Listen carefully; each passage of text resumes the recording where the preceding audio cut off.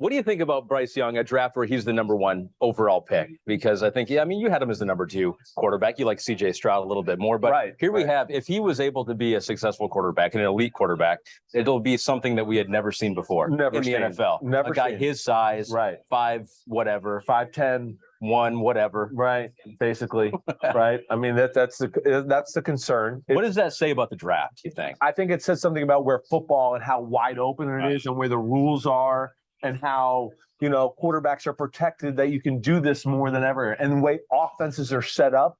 And I think it says a lot about also the way kids are growing up right now and where football is. They're so advanced compared to my generation. I hope I didn't turn that off. My generation or your generation, because they're like, I mean, you see them. They're always at some camp throwing. They got a coach when they're like 12 years old now. And like life is just different than our era, or a lot of the old school guy era, right? And they're advanced and ready to go. I think that's where it says something a little bit about the whole Bryce Young situation. I couldn't do it. Let you know.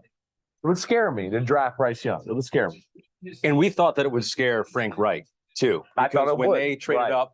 Everyone thought, and it wasn't just you. Everyone's clapping in the draft room right now. It wasn't just you, but everyone assumed that it was for C.J. Stroud, a bigger quarterback, maybe even a Will Levis. Right. What does it tell you about Frank Reich that they're going in this direction? I think he's believing in maybe that evolution of football, and that he sees a guy and he believes in the talent, and I think in the person. I think that's the other thing here too. When you're a quarterback, man, you got to be the man, right? You got to be the guy that guys can gravitate towards in some way or another. So that when you hear about the personality test and all that, there is some value to that because of that. Yeah. You look at the great teams, you look at the great teams over the period of the history of the NFL, Montana, right? Brady, you talk about him, Troy Aikman, whatever. They have things about them to where they can adjust to any locker room and any guy and lead the group and be really cool that way. Mahomes is that way too.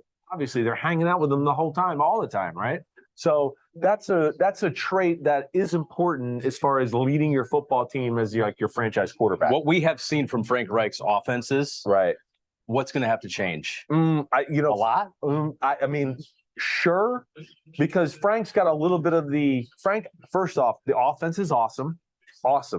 He can do just about whatever he wants, and then there's a reason Nick Sirianni's the head coach of the Eagles, right? He was under Frank Reich. I mean, Frank is an extremely adaptable kind of offensive play caller. I would certainly put him in the top, tier of offensive minds in football.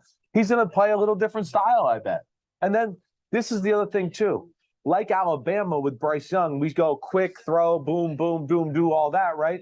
Play action pass, let him have some space and sit back there, and he can make a guy miss and do all that too. If they continue to build their offensive line, which it's a good old line, I think that fits Bryce Young too, and that'll fit Frank Reich is the point.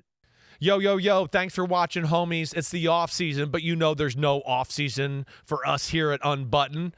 Me, Ahmed Fareed, we're going to hit all the stories. So hit subscribe for us, okay? We got a ton coming up. My draft prospect rankings, my Simms top 40 quarterback countdown, and videos of me and NFL QBs playing catch and talking about their development and mechanics. Again, thanks for watching. Remember to subscribe. Peace out, homies. See you soon.